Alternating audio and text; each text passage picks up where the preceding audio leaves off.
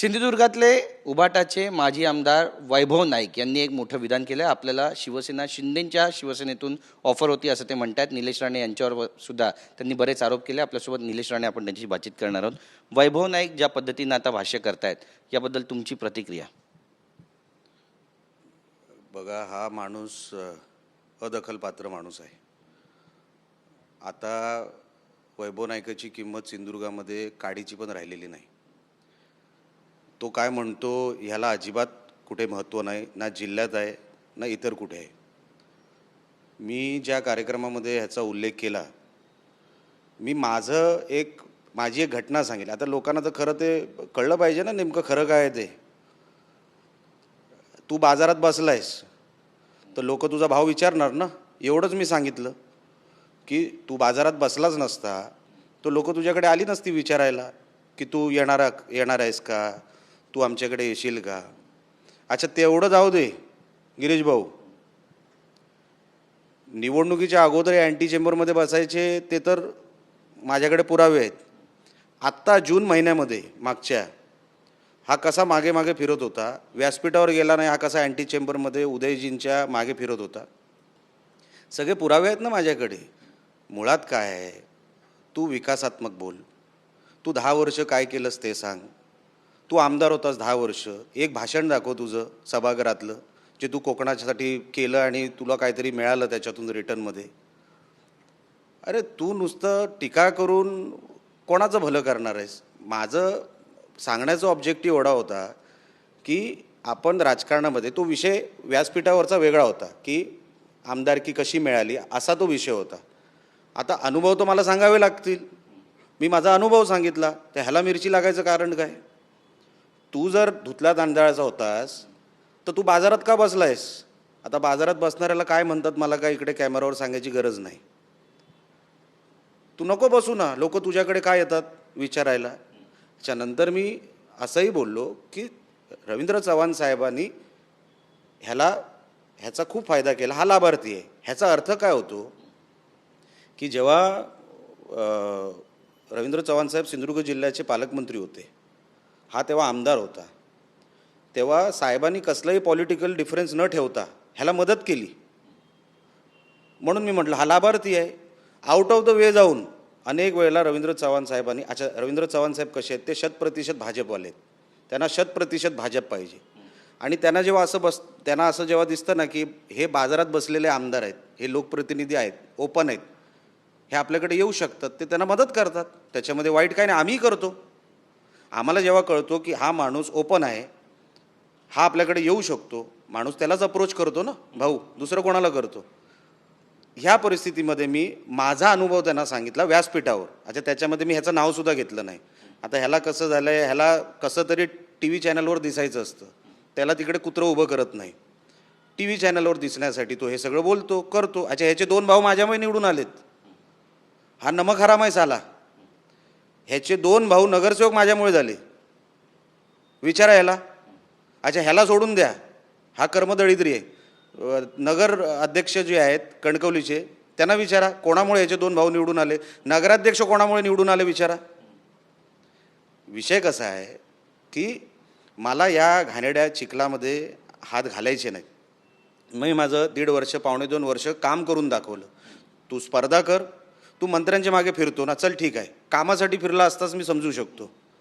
अरे एकही काम तुझं जिल्ह्यात येत नाही म्हणजे तू स्वार्थासाठी जातोस, म्हणजे तू स्वतःच्या कॉन्ट्रॅक्टसाठी जातोस. हा कॉन्ट्रॅक्टर, ह्याचा अख्खं कुटुंब कॉन्ट्रॅक्टर. आम्ही कॉन्ट्रॅक्टर नाही, आम्ही गव्हर्नमेंटचे कॉन्ट्रॅक्ट घेत नाही, एकही गव्हर्नमेंटचा कॉन्ट्रॅक्ट आमच्याकडे नाही. तुझं अख्खं कुटुंब कॉन्ट्रॅक्टवर चालतं गव्हर्नमेंटच्या, आमचं नाही चालत. तू साले पत्रे विकून लोकांना मदत करतोस. विषय कसा आहे, तू तुझं राजकारण कर. अच्छा, हा काय मुळाचा शिवसैनिक नाही, हा काँग्रेसवाला, ह्याचं अख्खं कुटुंब काँग्रेस, हा मुळात काँग्रेसवाला. ह्याचं फक्त कसं झालं, हा निष्ठावान म्हणतो, हा स्वतः काँग्रेस सोडून उभाटात आला आहे. हा उद्धव साहेबांचा कधी होऊ शकत नाही. हा बाहेर जे काय बोलतो, मी 2 मिनिटात संपवतो, हा बाहेर जे काय बोलतो हे मला सगळं चांगलं माहिती आहे. कधी उद्धव साहेबांनी मला विचारलं, मी 100% सांगेन, साहेब बाकी कोणी तुमचे असतील पण हा तुमचा नाही. पण आपण काय म्हणतो, अशा अदखलपात्र माणसाला कशाला आपण भाव द्यायचा. जाऊ दे. आता इथून पुढे काय बोलला तर माझे कार्यकर्ते बघून घेतील काय बोलायचं आहे ते. पण मतदारसंघाची वाट लावली. अच्छा, हा जिल्हा प्रमुख आहे, 10 वर्ष आमदार झाल्यानंतर हा जिल्हा प्रमुखच आहे. ह्याची अवकाश जिल्ह्यापर्यंतच आहे. जिल्हा पण कुठे, फक्त कुडाळ मालवण. ना ह्या मतदारसंघात ह्याला कुत्रं ओळखतं, ना इकडच्या डावी बाजूला ह्याला कुत्रं ओळखतं. हा फक्त एका मतदारसंघाचा जिल्हा प्रमुख. 10 वर्ष आमदार झालेला माणूस, ह्याला महाराष्ट्रात कोण ओळखत नाही, ह्याला बाजूच्या जिल्ह्यात कोण किंमत देत नाही. हा टीका करणार. अच्छा, मी ऐकून घेतो 1.5 वर्ष, मी याच्यावर काही बोललो नाही आणि इथून पुढे कदाचित बोलणार देखील नाही. मला गरज नाही अशा लुक्या लोकांवर बोलायची. एक तर काय त्याचा चेहरा बघा, ते डुक्कर आणि गेंड्याला एकत्र केल्यावर चेहरा कसा होतो तसा याचा चेहरा आहे.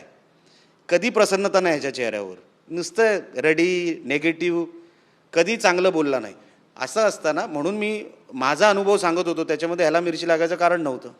पण तुम्ही 2 महत्त्वाचे मुद्दे, एक तर रवींद्र चव्हाणांचं नाव तुम्ही घेतलं, त्याबद्दल प्रश्न आहे की ते म्हणतात की रवींद्र चव्हाणांनी पैसे वाटले म्हणून तुम्ही निवडून आले, हा त्यांचा मूळ आरोप आहे. आणि दुसरा म्हणजे तुम्ही काँग्रेसमध्ये आलात त्यामुळे त्यांना काँग्रेस सोडावी लागली, शिवसेना जॉईन करावी लागली आणि तुम्हाला निष्ठा काय कळणार असा सवाल ते विचारतात. बघा, चव्हाण साहेबांचं मी तुम्हाला अगोदरच, ह्याच्या अगोदर जे काय बोललो ते माझ्या मोठ्या भावाप्रमाणे आहेत. चव्हाण साहेब मला निवडणुकीमध्ये भारतीय जनता पक्षाकडून प्रचारामध्ये त्यांनी खूप मदत केली की निलेश जिंकला पाहिजे. त्याच्यामध्ये चुकीचं काय, ते आमच्या युतीचे नेते आहेत, त्यांनी आम्हाला मदत केली. एक लहान भाऊ समजून मला जर मदत केली तर त्याच्यामध्ये चुकीचं काय आहे. पण तुम्ही रवींद्र चव्हाणांनी जे तुम्हाला तुकडे फेकले ते तुम्ही विसरलात आणि आज तुम्ही त्यांच्यावरच उलटलात.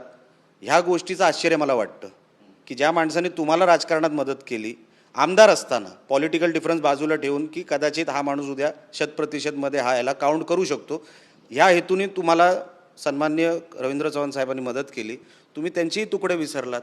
आणि दुसरा विषय तुम्हाला सांगतो, हे जे राजकीय भांडवल करतात ना, तुमचा दुसरा प्रश्न जो होता की काँग्रेस का सोडली, काँग्रेस सोडायचं कारणच नव्हतं ह्या कुटुंबाला.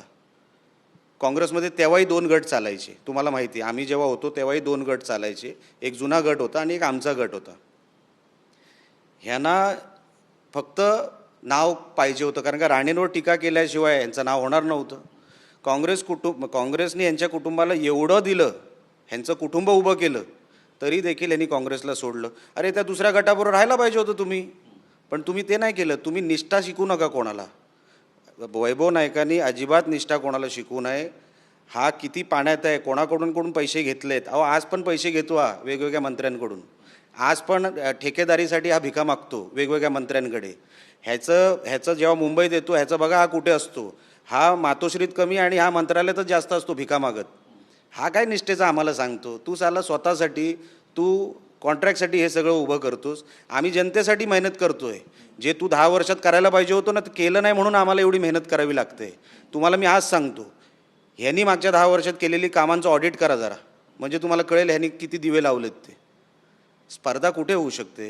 अहो, आमचं सभागृहाचा परफॉर्मन्स बघा, आमचं सभागृहाच्या बाहेरचा परफॉर्मन्स बघा. आम्हाला शिंदे साहेबांनी आज महाराष्ट्र लेवलवर काम करायची संधी दिली, उद्धव साहेबांनी तुम्हाला का नाही दिली. तुला का फक्त जिल्ह्यातच ठेवला. तुझी लायकी उद्धव साहेबांना कळली राजा, उद्धव साहेबांना कळलं हा रेडा काय कामाचा नाही, ह्याला जिल्ह्यातच ठेवला पाहिजे. हा तोंड उघडणार तर घाणच करणार.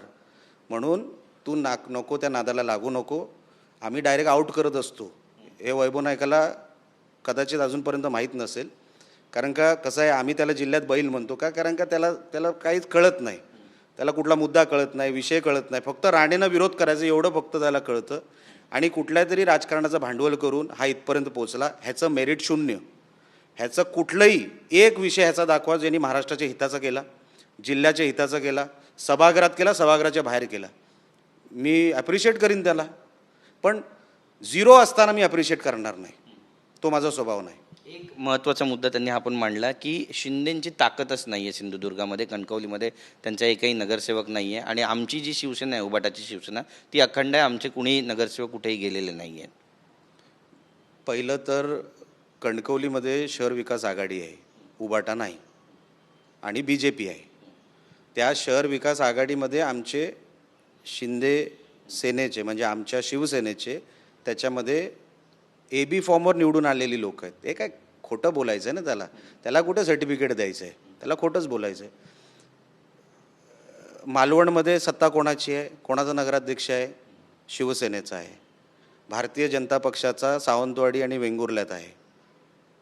कणकवलीमध्ये शहर विकास आघाडी आहे, आम्ही आहोत. ह्याचे 2 भाऊ आहेत ना, ते माझ्यामुळे निवडून आलेले, ते पण त्याच शहर विकास आघाडीमध्ये आहे.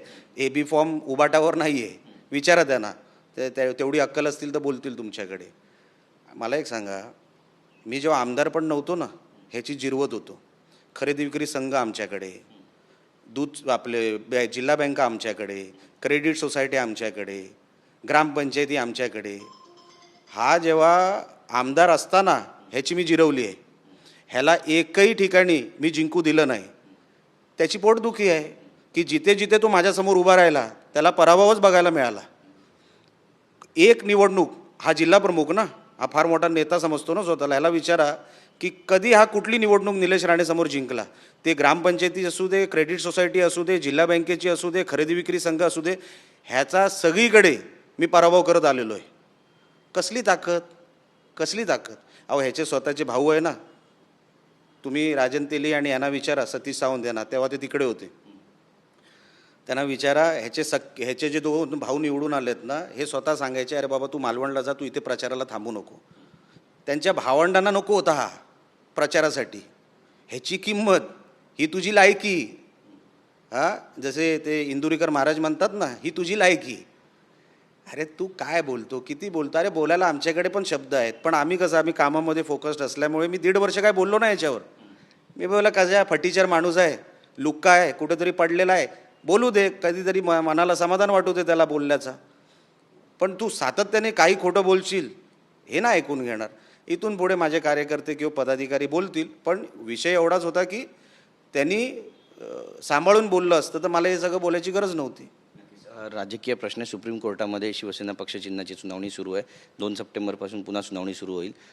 ज्या पद्धतीनं सुनावणी सुरू आहे, आमची शिवसेना खरी आहे आणि एकनाथ शिंदेवर ज्या पद्धतीनं संजय राऊत आरोप करत आहेत, आता प्रकाश आंबेडकर यांचं देखील स्टेटमेंट आहे की पक्षचिन्ह जर गोठवलं तर मग सर्व आमदार आणि मंत्री जे ते भाजपमध्ये जातील. याकडे कसं पाहता? बघा साहेब, ही न्यायप्रविष्ट बाब असल्यामुळे आपण सगळ्या गोष्टी उघड बोलू शकत नाही.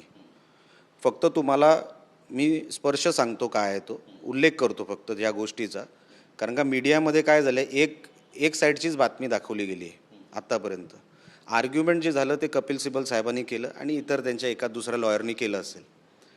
कपिल सिब्बल 4 दिवस बोलले, 4 ते 5 दिवस बोलले. मला मग जज साहेब त्याच्यावरती काय बोलले ते मी बोलू शकत नाही कदाचित कॅमेरावर, कारण का ते एका कोर्टरूममध्ये घडलेली घटना आहे. त्यांचं आर्ग्युमेंट थांबवलं किंवा बंद केलं. आता दुसरी बाजू जी आहे, आमची बाजू जी आहे, ती आता आर्ग्युमेंट हिअरिंग आता सुरू होईल. आमची कदाचित 4-5 दिवस चालेल. आतापर्यंत एकच बाजू आली. अच्छा, त्यांचं सबमिशन काय होतं बघा, कुठल्याही मीटिंगला गैरहजर राहणं गिरीश भाऊ हे पक्षाचा निकाल होऊ शकत नाही. सिब्बल साहेब काय म्हणतायत, गैरहजर राहिले. हो पण साहेब, जेव्हा उद्धव साहेबांनी राजीनामा दिला ना, त्याच्यानंतर ह्या घडामोडी बदलल्या, लक्षात घ्या. ते परत ते इमोशनल येऊन बोलतात कोर्टामध्ये, सुप्रीम कोर्टामध्ये. सुप्रीम कोर्ट किंवा कुठलंही कोर्ट इमोशनवर चालत नाही. तुम्हाला निकाल पाहिजे म्हणून तसा तो लागणार नाही. तुम्हाला तसं कंटेंट तिकडे बोलावं लागेल, दाखवावं लागेल, पुरावे द्यावे लागतील. ह्यांचे सगळे पुरावे ह्यांच्या विरोधात आहेत. कुठलाच पुरावा असा नाही की हा पक्ष आमचा आहे. अच्छा, मुळात पक्ष कोणाचा आहे? मुळात पक्ष स्वर्गीय बाळासाहेब ठाकरेंचा आहे. त्या विचारांचा वारसदार कोण? तर आम्ही जे बाहेर पडलो वगैरे वगैरे हा झाला राजकीय भाग झाला. पण पक्ष हा उद्धव साहेबांचा नाही आहे ना भाऊ. पक्ष कोणाचा आहे? पक्ष स्वर्गीय बाळासाहेब ठाकरेंचा आहे. क्लेम कोण करू शकतो? बरोबर. आम्ही जे काय सांगतोय ही आम्ही निवडणुकीला निकाल दिला धनुष्यबाणावर आम्ही लढलो. हा निकाल आम्ही आणला. एवढे पदाधिकारी, महाराष्ट्राची संख्या वगैरे ते सगळं आमच्याकडे आहे. हे सगळे पुरावे असताना फक्त कुठल्या तरी 2 मीटिंगला गैरहजर राहणं हा पक्षाचा निकाल होऊ शकत नाही. ते फार मोठे वकील आहेत, मी त्यांच्यावर काय बोलू शकत नाही. आणि आता न्यायप्रविष्ट असल्यामुळे मला सगळ्याच गोष्टी डीपमध्ये जाऊन तुमच्या कॅमेरामध्ये बोलता येणार नाही, कॅमेरावर बोलता येणार नाही. पण त्यांचं जे सबमिशन होतं कोर्टासमोर ते अतिशय दुबळं होतं. एवढं काय म्हणजे त्यांनी कुठले रिसर्च करून फार मोठं काहीतरी वेगळं सबमिशन केलं कोर्टामध्ये असं मला कुठे जाणवलं नाही. माझ्या मीडियामध्ये आलेल्या रिपोर्टमध्ये मला तसं कुठे जाणवलेलं नाही. आता आमची हिअरिंग कदाचित आज किंवा उद्यापासून सुरू होईल, तेव्हा आपल्याला कळेल निकाल काय लागतो तो. एक महत्त्वाचा गौप्यस्फोट पृथ्वीराज चव्हाण यांनी केला आणि ते म्हणतात की 2014लाच खरं तर महाविकास आघाडीची स्थापना होणार होती आणि आम्ही निवडणुका लढवणार होतो, पण मी तो प्रस्ताव रिजेक्ट केला. आता माजी मुख्यमंत्री पृथ्वीराज चव्हाण साहेब कुठल्या कॉन्टेक्स्टमध्ये बोलले असतील मला माहीत नाही, पण ते अधूनमधून असं काहीतरी बोलत असतात. म्हणजे असं 3 महिने झाले की आम्हाला पृथ्वीराज चव्हाण साहेब दिसतात कॅमेरावर आणि ते असंच काहीतरी मधून काढतात. कुठून तरी त्यांना आठवतं, साक्षात्कार होतो आणि म्हणून ते काढतात. मला माहीत नाही, जर महाविकास आघाडीची स्थापना तेव्हा होणार होती, आम्ही तेच म्हणत होतो की काहीतरी आतमध्ये फडणवीस साहेब काय म्हणत होते तेच म्हणत होते ना. आतमधून सगळं ऑल इज वेल नव्हतं. काहीतरी प्रयत्न सातत्याने हिंदुत्वाची युती तोडण्यासाठी प्रयत्न होत होते. हे आमचे फडणवीस साहेब सातत्याने बोलत होते. ते आज खरं ठरलं. ते सन्मान्य पृथ्वीराज चव्हाण साहेबांनीच त्याच्यावर शिक्कामोर्तब केलं की प्रयत्न होत होते हिंदुत्वाची युती तोडायला आणि ते प्रयत्न 2014पासून सुरू होते किंवा होत होते. हे आता त्याच्यावरती शिक्का बसलेला आहे. आता कोणच काय बोलू शकत नाही. महायुतीचे आपले महाआघाडीचे नेते बोलू शकत नाही की आम्ही प्रामाणिक होतो. तुमचा प्रामाणिकपणा तुमच्याच एका सिनियर नेत्यांनी बाहेर काढलेला आहे, म्हणून हे सिद्ध झालं. पुढे जाऊन असं पण म्हणतात की 2019ला मग मीच नंतर महाविकास आघाडीचा प्रस्ताव ठेवला आणि मग तो पारितसुद्धा झाला. माझं तेच म्हणणं आहे की काय होतं की जे फडणवीस साहेब म्हणत होते की मी सातत्याने प्रयत्न करत होतो की ही युती व्हावी, पण दुसऱ्या बाजूनी उद्धव साहेबांच्या बाजूनी काहीतरी वेगळे प्रयत्न होत होते हे मला जाणवत होतं. हे कोण म्हटलं होतं? सन्मान्य आपल्या राज्याचे मुख्यमंत्री सन्मान्य फडणवीस साहेब बोलले होते. ते आज सिद्ध झालं. त्याच्यावरती शिक्का बसलेला आहे. जेव्हा पृथ्वीराज चव्हाण साहेब माजी मुख्यमंत्री स्वतः बोलत आहेत, एवढे सिनियर नेते आहेत ते, की हे मीच करणार होतो आणि माझी बोलणी चालू होती म्हणजे भेसळ होतं, म्हणजे तुमच्या मनामध्ये काहीतरी काळं होतं त्या काळात. आणि म्हणून फडणवीस साहेब जे बोलले ते 100% खरं बोलले की ह्यांच्या मनातच काळं होतं, म्हणून मला निर्णय घ्यावा लागला किंवा त्यांनी जो निर्णय घेतला ते सिद्ध होतं की त्यांच्यामुळे ही युती तुटली. आमच्याही बातचीत केल्याबद्दल. तर आपण पाहतो आपली भूमिका या ठिकाणी मांडलेली आहे आणि वैभव नाईक यांच्यावर आक्रमक पद्धतीनं निलेश राणे यांनी प्रहार केला आहे. कॅमेरा पर्सन योगेश गुरवसा, गिरीश गायकवाड, TV9 मराठी, मुंबई.